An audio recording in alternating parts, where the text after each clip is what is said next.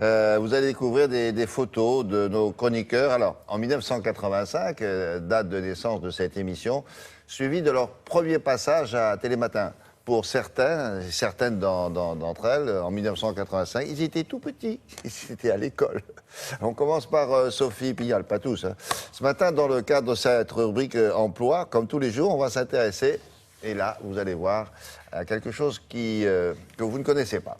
Ce sont les audiences télé qui fêtent leurs 30 ans. Et quel est l'organisme qui s'occupe de ça? Ça s'appelle Médiamétrie. Regardez.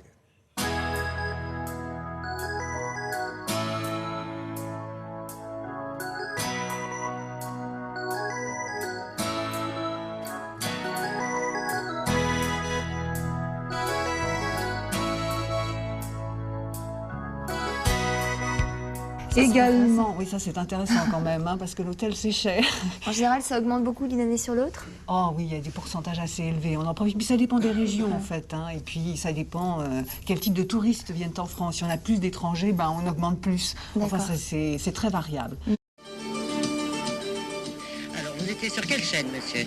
Sur la 2. Sur Antenne 2. Et vous avez allumé votre poste à partir de quelle heure? 7h30. 7h30, juste à 7h30 ou un petit peu avant? Non, 7h30. 7h30?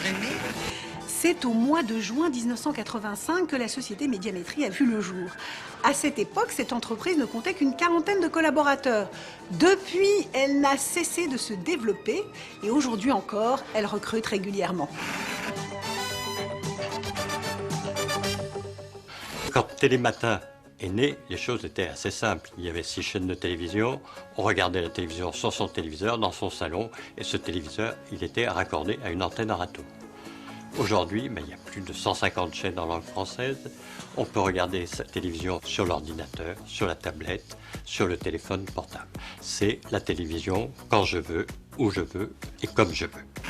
Avant de commencer, comme nous travaillons sur quota d'âge pour avoir une bonne représentation de la population, je vais vous demander votre année de naissance. En 30 ans, Médiamétrie est passé d'une quarantaine de collaborateurs à plus de 650 collaborateurs. Aujourd'hui, nous recrutons chaque année une cinquantaine de chargés d'études, d'experts statistiques, d'informaticiens, d'ingénieurs, mais aussi des enquêteurs sur nos centres d'appel, puisque nous produisons plus d'1 500 000 interviews par an et gérons plus de 60 000 panélistes. Nous nous développons au-delà de nos frontières. Par exemple, je reviens d'Inde, qui est un pays qui vient de retenir nos méthodologies et nos technologies pour mesurer sa propre audience de la télévision.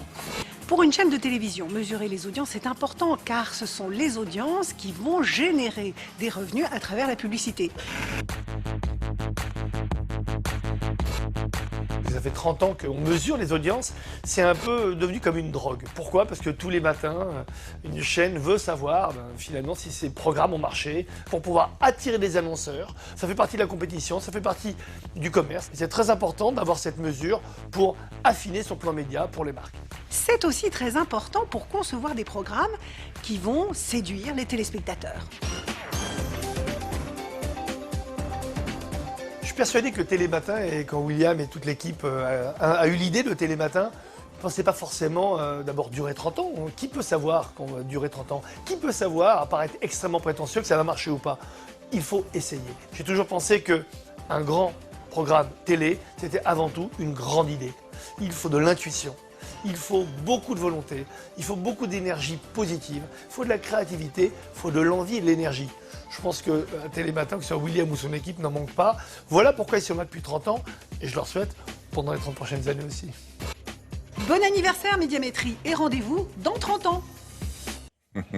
Sophie Pigalle, qu'est-ce qu'elle faisait avant de venir faire des chroniques ici à Télématin? Figurez-vous elle était professeure, elle donnait des cours de droit à l'IUT de Créteil. Voilà, et sa première chronique ici, c'était en juillet 89. Bon, à part ça, on s'intéresse au sport comme tous les jours. Grégoire,